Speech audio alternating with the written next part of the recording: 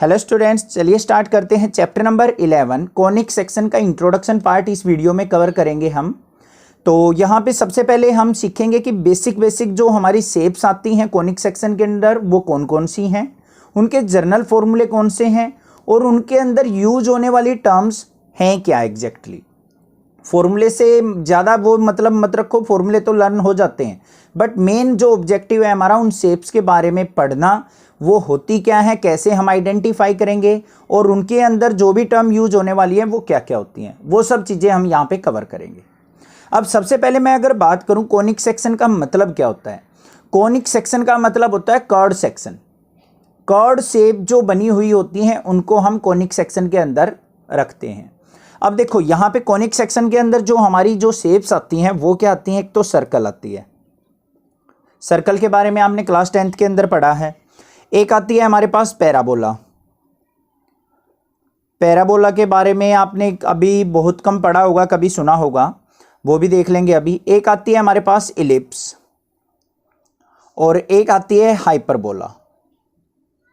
Hyperbola, इन चार terms के बारे में हम यहाँ पे पढ़ेंगे। इनकी जर्नल इक्वेशन क्या होती है, कैसे हम आइडेंटिफाई करते हैं, कैसी इनकी शेप होती है, क्या क्या इनसे रिलेटेड फॉर्मूले होते हैं, वो कवर करेंगे। पूरा का पूरा चैप्टर इन चारों चीज़ों के ऊपर डिपेंड करेगा हमारा, ठीक है। तो सबसे पहले हम उठा लेते हैं यहाँ पे अपनी सबसे पहली शेप जो है हमारी सर्कल के बारे में हम देख लेते हैं। सर्कल के बारे में आपको थोड़ा बहुत तो पता ही है, क्लास 10th का वही है। यहाँ पे एक सर्कल ड्रॉ कर लिया हमने। सर्कल के अंदर क्या होता है, हमारा एक सेंटर होता है, ठीक है। सेंटर को ओ से रिप्रेजेंट कर लेते हैं। इसके जो पॉइंट होंगे उसको यहाँ पे किससे रिप्रेजेंट करेंगे, एच और के से। किससे रिप्रेजेंट करेंगे सेंटर के पॉइंट को, एच और के से। एक इस ऑन द सेंटर हम पॉइंट मान लेते हैं। सेंटर से लेके इस तक का जो डिस्टेंस होगा ये क्या होगा, हमारा रेडियस। ये भी क्लियर है। यहाँ पे ये ओ पॉइंट हो गया, ये मान लिया पी पॉइंट है। इसके कोऑर्डिनेट्स मान लेते हैं एक्स कोमा वाई। सेंटर के जो कोऑर्डिनेट्स मानने हैं वो एच और के मानने हैं, और जो पॉइंट पी है हमारा ऑन द सर्कल उसके कोऑर्डिनेट्स मानने हैं हमने एक्स और वाई। तो हमारी जर्नल इक्वेशन क्या बनेगी, हमारी जर्नल इक्वेशन ऑफ सर्कल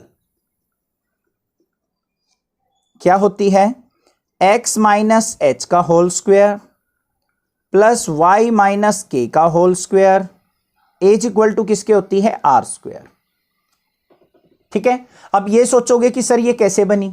आप एक काम करो, इसका जर्नल इक्वेशन का फॉर्मूले का मतलब है जो ये ओ से लेके पी का डिस्टेंस है ना, इन दोनों पॉइंट्स, ये भी पॉइंट गिवन है, ये भी पॉइंट गिवन है, डिस्टेंस फॉर्मूला लगा दो यहां पे, ठीक है। यही इक्वेशन आ जाएगी आपके पास। ज्यादा कुछ करने की जरूरत नहीं है, ज्यादा कोई टेंशन लेने की जरूरत नहीं है। ना तो इसका कोई प्रूफ आता है कि इस फॉर्मूले को निकाल के दिखाओ। वैसे मैंने आपको बता दिया कि ये किस तरीके से निकलता है। यहाँ पे डिस्टेंस फॉर्मूला लगा देंगे, दोनों कोऑर्डिनेट्स गिवन है, इज इक्वल टू किसके होगा, आर स्क्वायर के, ठीक है। इस तरीके से आ जाएगी। अब यहाँ पे और जो चीज आती है हमारी, एरिया ऑफ सर्कल से रिलेटेड तो कुछ नहीं आएगा। हाँ, एक सरकमफ्रेंस की बात कर लेते हैं हम यहाँ पे। सरकमफ्रेंस जो होगी वो कितनी होगी हमारे यहाँ पे, 2 पाई आर। ये चीज भी आपको पता है, क्लास 10th में सीखी थी। तो किसी भी सर्कल की सरकमफ्रेंस मतलब यहां से लेके हम इसके ऊपर राउंड लगाएंगे और यहां पे पहुंचेंगे तो कितना डिस्टेंस ट्रेवल करेंगे हम, 2 पाई आर। ये होती है हमारी सरकमफ्रेंस। क्लियर होगी सर्कल की, इससे ज्यादा कुछ भी नहीं है इस चैप्टर के अंदर सर्कल के बारे में। नेक्स्ट जो आती है हमारे पास आती है टर्म पैराबोला। अब ये इंपॉर्टेंट टर्म है, इसके बारे में थोड़ा ध्यान से पढ़ेंगे हम। क्या है हमारे पास, पैराबोला। ये पैराबोला होता क्या है, पैराबोला जो होती है हमारी, ये मान लिया हमारी क्या है, एक्सिस होती है, ये एक्स एक्सिस, ये वाई एक्सिस, ठीक है। इसके ऊपर इस तरीके की शेप बनाना। ये जो शेप होती है ये किसकी शेप होती है, पैराबोला की। अब ये एक्स एक्सिस की तरफ भी फेस हो सकता है इसका, वाई एक्सिस की तरफ भी हो सकता है, नेगेटिव एक्स एक्सिस की तरफ भी हो सकता है और माइनस वाई एक्सिस की तरफ भी हो सकता है। कैसे भी हमारी शेप जो है इसकी बन सकती है। और ये चार ही शेप हमारी क्या है, सिलेबस के अंदर है। एक तो ये हो गई, दूसरी अगर शेप की बात करूं तो मैं एक ये शेप हो सकती है वाई एक्सिस की तरफ। थर्ड शेप की अगर मैं बात करूं तो ये इस तरीके का पैराबोला भी हो सकता है हमारा। फोर्थ शेप की बात करें तो हमारा क्या हो सकता है, डाउनवर्ड भी हो सकता है, नेगेटिव वाई एक्सिस की तरफ भी, ठीक है। ये चार तरीके के हमारे पैराबोला हैं जो हमारे इस यहाँ पे क्या है, सिलेबस के अंदर है। ठीक है। अब इस पैराबोला के अंदर आने वाली जो मेन टर्म्स है ना, उनके बारे में देखेंगे। अब सबसे पहले मैं एक बार इनकी इक्वेशन बता दूं कैसे हम आइडेंटिफाई करते हैं। जो हमारा फर्स्ट पैराबोला होता है, ये जो पॉजिटिव एक्स एक्सिस की तरफ जिसका फेस खुला हुआ होता है, उसकी इक्वेशन क्या होती है, y square is equal to 4ax। क्या होती है, y square is equal to 4ax। इस तरीके से गिवन हो तो हमें पता चल जाएगा कि ये किसके है। देखो यहाँ पे 4ax है, पॉजिटिव है यहाँ पे, तो पॉजिटिव एक्सिस की तरफ होगा। एक्स दे रखा है तो एक्स एक्सिस की तरफ इसका फेस ओपन होगा। अब यहाँ पे देखो किस तरफ है, पॉजिटिव वाई एक्सिस की तरफ, तो ये क्या हो जाएगा, x square is equal to 4ay। इसकी इक्वेशन क्या हो जाएगी, x square is equal to 4ay। इनका प्रूफ होता है, प्रूफ से ये निकलते हैं, बट उनका कोई यूज नहीं है, ना ही एग्जाम में पूछा जाता है, तो इसलिए मैं इनका प्रूफ नहीं करवा रहा हूं, बस आपकी जनरल इक्वेशन बता रहा हूं कैसे हैं ये। X square is equal to 4ay, x square को भूल जाओ, 4ay पॉजिटिव है तो पॉजिटिव डायरेक्शन की तरफ, 4ay y मतलब y एक्सिस की तरफ इसका फेस ओपन होगा। अब यहां पे आ जाओ, ये किस एक्सिस के पे ऊपर हमारा फेस है, एक्स एक्सिस पे, तो ये क्या आ जाएगा, y square is equal to minus का 4ax। नेगेटिव का मतलब नेगेटिव की तरफ, एक्स यहां पे आया हुआ था, नेगेटिव एक्स एक्सिस की तरफ इसका फेस ओपन हो जाएगा पैराबोला का। इसकी इक्वेशन मेरे से पहले सोच लो। अब ये देखो किस पे है, वाई एक्सिस पे, तो x square is equal to क्या हो जाएगा, माइनस का 4ay। एक दो बार इनको राइट डाउन करके देखोगे, समझोगे तो आपको अच्छे से समझ में आ जाएगी। वैसे रट्टा लगाने की कोशिश करोगे तो क्लियरली कभी भी आपके दिमाग में नहीं रहेंगी। ठीक है, समझ में आ गई। यहां से चेक करना है हमें, इनसे कोई मतलब नहीं है। माइनस का 4ay है, नेगेटिव है तो डाउनवर्ड होगा, नेगेटिव की तरफ होगा। वाई दे रखा है तो वाई एक्सिस पे, यहाँ पे एक्स दे रखा है तो एक्स एक्सिस पे होगा, और नेगेटिव है तो नेगेटिव डायरेक्शन की तरफ। समझ में आ गई, चारों के चारों इक्वेशन आपको पता चल गई, चारों पैराबोला के बारे में पता लग गया। अब पैराबोला से रिलेटेड जो भी हमारी टर्म यूज होंगी पूरी की पूरी एक्सरसाइज में, वो चीजें मैं आपको बता देता हूं। ये हमारा क्या है, एक पैराबोला है। सबसे पहले इसके अंदर जो भी टर्म यूज होने वाली है वो चारों के चारों पैराबोला के अंदर सेम ही टर्म होंगी। ठीक है, सबसे पहले बात होती है ये एक्सिस की। ये कौन सी एक्सिस पे बना हुआ है, एक्स एक्सिस पे। तो इसकी इक्वेशन की बात करें तो y square is equal to क्या हो जाएगा, 4ax। ठीक है, सबसे पहली टर्म।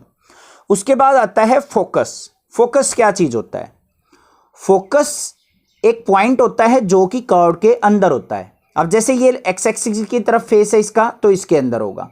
वाई एक्सिस की तरफ ऊपर होगा तो उसके अंदर यहां पॉइंट होगा हमारा। नेगेटिव एक्स एक्सिस पे होगा तो इस तरफ होगा फोकस, और यहां पे नीचे होगा तो डाउनवर्ड एक्सिस पे फोकस होगा। अब ये फोकस है क्या चीज, इसका पहले नाम लिख लेते हैं हम, फोकस। अभी समझ में आ जाएगा फोकस है क्या चीज। फोकस का मतलब क्या होता है, क्लास 10th में आपने साइंस में डायग्राम बनाए होंगे, रे डायग्राम। वहां पे फोकस होता था, वहां पे क्या होता था, जितनी भी रे ऑफ लाइट हमारी आती थी पैरेलल टू प्रिंसिपल एक्सिस, उस फोकस पॉइंट पे आके मिलती थी। वही कुछ ऐसी ही टर्म यहां पे फोकस टर्म है हमारी पैराबोला के अंदर। ठीक है, थोड़ा सा समझना अभी, बाकी आपको अभी क्लियर हो जाएगा। दूसरी चीज होती है हमारी वर्टेक्स। इसके ऊपर पैराबोला के क्या होते हैं, वर्टेक्स। एक्स एक्सिस पे पैराबोला है तो ये जो पॉइंट होगा हमारा, ये क्या कहलाएगा, वर्टेक्स। किस पॉइंट पे ये पैराबोला ड्रॉ किया गया है। अब इस तरीके से भी हमारा पैराबोला हो सकता है, ये तो ओरिजिन पॉइंट हो गया। अब यहां पे भी पैराबोला ड्रॉ हो सकता है हमारा, थोड़ा सा राइट साइड। तो ये जो पॉइंट होंगे ये हमारे क्या होंगे, वर्टेक्स। जिस पॉइंट से हमारा पैराबोला पास होगा उनको हम क्या कहते हैं, वर्टेक्स। क्लियर है ये भी बात।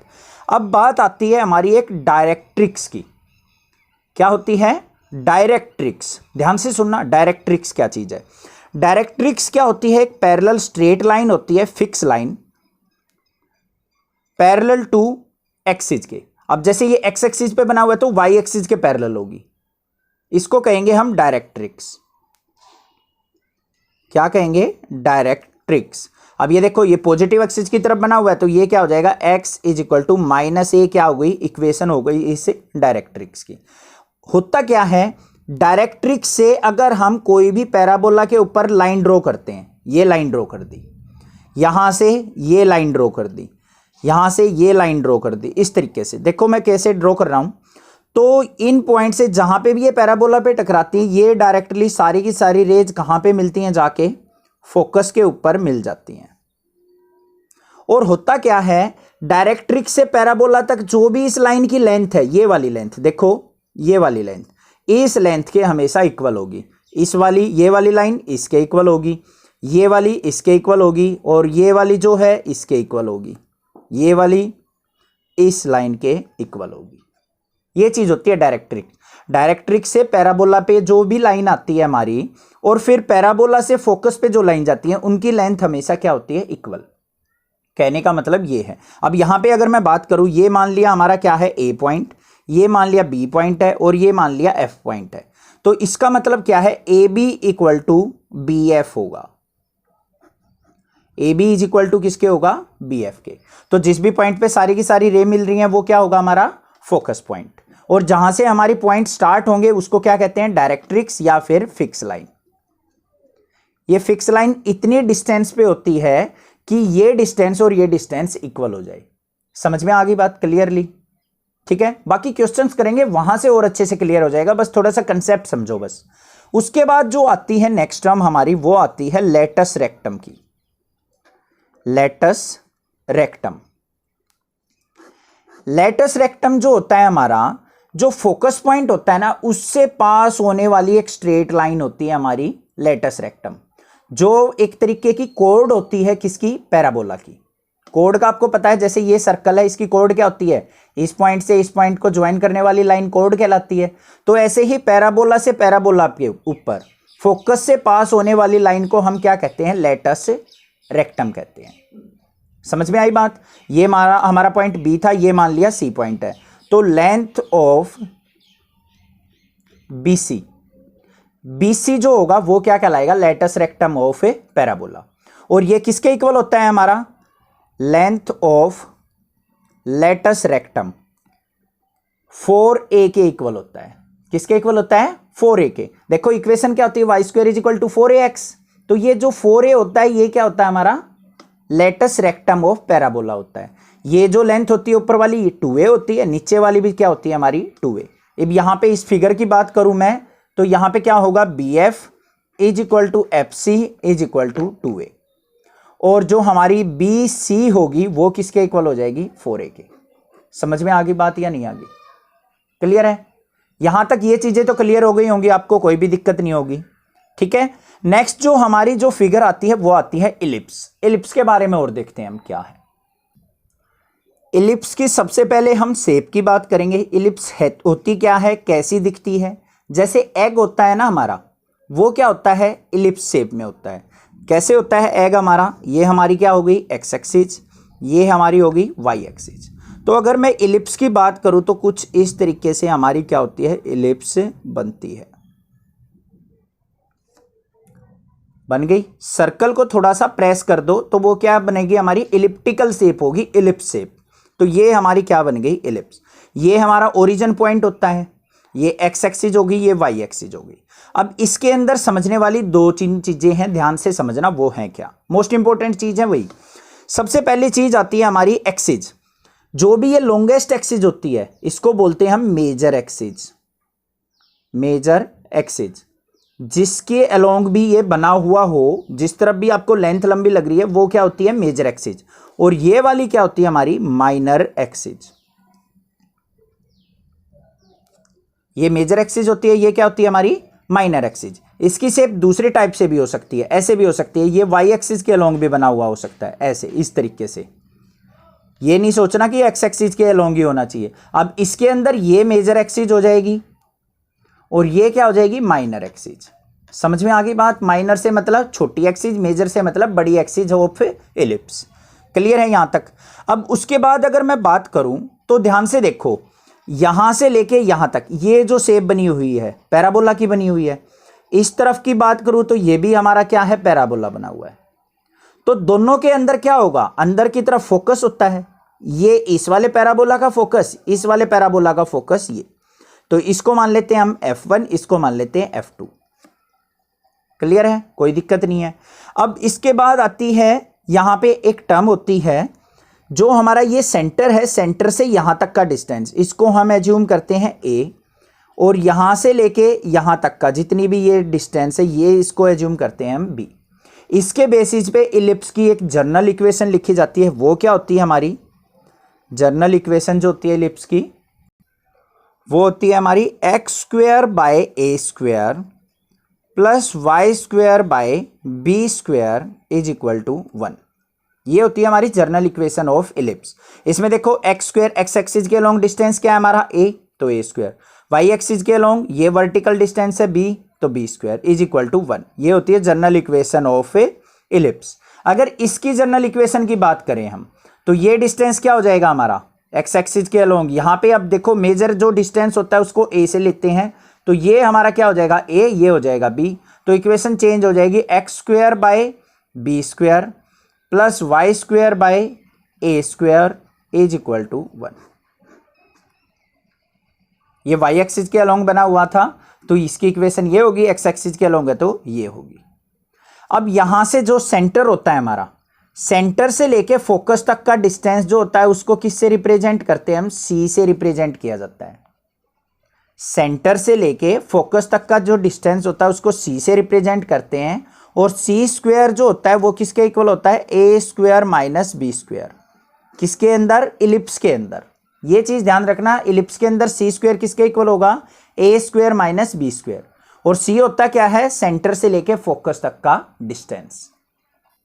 तो यहां से अगर मैं सी की वैल्यू निकालूं तो सी इज इक्वल टू क्या हो जाएगा, under root a square minus b square. क्या हो जाएगा, c is equal to under root a square minus b square के इक्वल। यहां तक समझ में आ गई बात, कोई दिक्कत नहीं है। बाकी क्वेश्चन साथ के साथ करेंगे, वहां से क्लियर हो जाएंगी। अब यहां पे एक नई टर्म आती है हमारी, इसेंट्रिसिटी क्या चीज होती है। नई टर्म हमारे पास यहां पे क्या है, इसेंट्रिसिटी। अब सभी आपको क्या कर देंगे, इसेंट्रिसिटी का फॉर्मूला रटवा देंगे। क्या होता है, E is equal to c by a. ये भी बता देंगे definition, E is equal to c क्या होता है हमारा, distance from focus to centre. A क्या होता है, one of the foci. Foci मतलब होता है हमारी मेजर एक्सिस, जो भी हमारी इलिप्स की होगी, उन दोनों की रेशो को हम इसेंट्रिसिटी कहते हैं। ये डेफिनेशन आपको सुनने को मिलेगी, बट बहुत कम बच्चों को एग्जैक्ट मीनिंग पता होता है इसेंट्रिसिटी है क्या चीज। ध्यान से सुनो, इसेंट्रिसिटी क्या करती है, जैसे ट्रायंगल वाले चैप्टर में हम क्लास 10th में पढ़ते थे सिमिलैरिटी या फिर कॉन्ग्रेंट। उससे क्या पता चलता था हमारा, कॉन्ग्रेंट से, कि दो फिगर हमारी बिल्कुल एक जैसी हैं या नहीं है। तो इसेंट्रिसिटी टर्म जो होती है वो शेप को डिफाइन करने के लिए ही यूज की जाती है, कि हमारी कोई भी कोनिक की कोई शेप है, दो शेप हैं, जैसे मान लिया सर्कल हो गया, या हमारी क्या हो गई, इलिप्स हो गई। एक इलिप्स मान लिया ये है, एक इलिप्स मान लिया ये बनी हुई है, और हम बात करें कि दोनों फिगर हमारी बिल्कुल एग्जैक्टली सेम है, तो हम किस चीज से डिफाइन करते हैं कि ये दोनों सेम है, तो वो हम इसेंट्रिसिटी से डिफाइन करते हैं। इसेंट्रिसिटी ही हमें दो शेप्स के बारे में बताती है कि वो सेम है, सिमिलर है या नहीं है। अगर दोनों फिगर की इसेंट्रिसिटी हमारी क्या हो, इसकी E1 है, इसकी E2, दोनों अगर इक्वल हैं तो ये दोनों शेप क्या होंगी हमारी, इक्वल, एक जैसी होंगी। समझ में आ गया इसेंट्रिसिटी का मतलब क्या है एग्जैक्ट। इसेंट्रिसिटी जो है किसी भी फिगर की शेप को डिफाइन करने के लिए यूज की जाती है, और फॉर्मूला होता है E is equal to c by a. Clear है। अब बात करें हम यहां पे latus rectum of ellipse.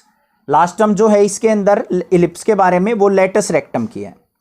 Latus rectum आपको पता है क्या होती है, जो हमारी कोड होती है किसी भी शेप की, उसको हम लेटस रेक्टम कहते हैं। और इसके अंदर जो लेटस रेक्टम की शेप होगी, ये लेटस रेक्टम की लेंथ होगी ये वाली और ये वाली। जो ये लेंथ निकलेगी L, वो किसके इक्वल होती है हमारी, L is equal to b square by a के। ये तो एक लेंथ होगी, ऊपर भी इतनी ही होगी, तो क्या हो जाएगी, प्लस में बी स्क्वायर बाय ए।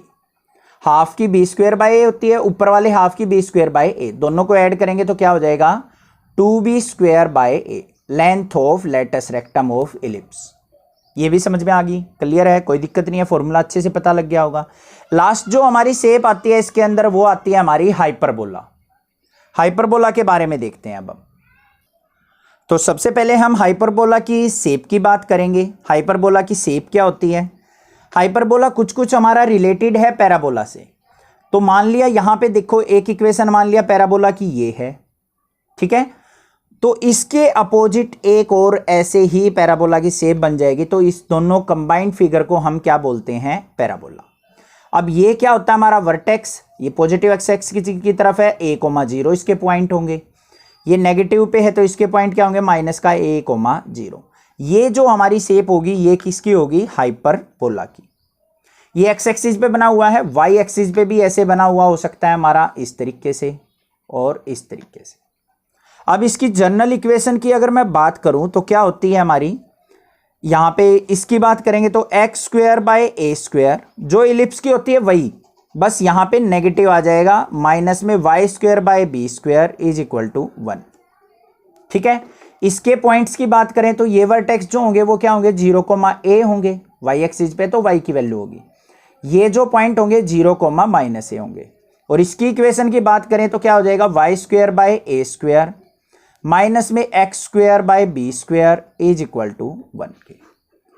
ये वाई एक्सिस वाले हाइपरबोला की जनरल इक्वेशन है, ये एक्स एक्सिस वाले हाइपरबोला की general equation. Clear, general equation समझ में आ गई, फिगर आपको समझ में आ गया कैसी शेप होती है। इसके अंदर अगर हम सी की बात करें तो c square is equal to किसके होता है, a square plus b square के। क्या होता है, c square is equal to a square plus b square. इसको बाकी क्वेश्चंस करेंगे तब आपको अच्छे से डिफाइन करेंगे, बताएंगे आपको कैसे होता है ये। ठीक है, अब यहां पे एक चीज और रह गई हमारी, लेटस रेक्टम की बात करें तो लेटस रेक्टम की जो लेंथ होती है इसके अंदर भी वो क्या होती है हमारी, 2b square by a, as like the ellipse. ठीक है, ये था इसका जनरल इंट्रोडक्शन। कुछ शेप्स आपको समझ में आ गई है, इनकी शेप्स का पता लग गया है, कुछ फॉर्मूले थे, इनकी जनरल इक्वेशन आपको क्लियर हो गई है। कोई यहाँ पे कोई कंफ्यूजन लगे तो आपके क्वेश्चंस में कवर कर देंगे। अदरवाइज चैनल को सब्सक्राइब कीजिए, लाइक कीजिए और शेयर कीजिए। Thank you students for watching this video. Thanks.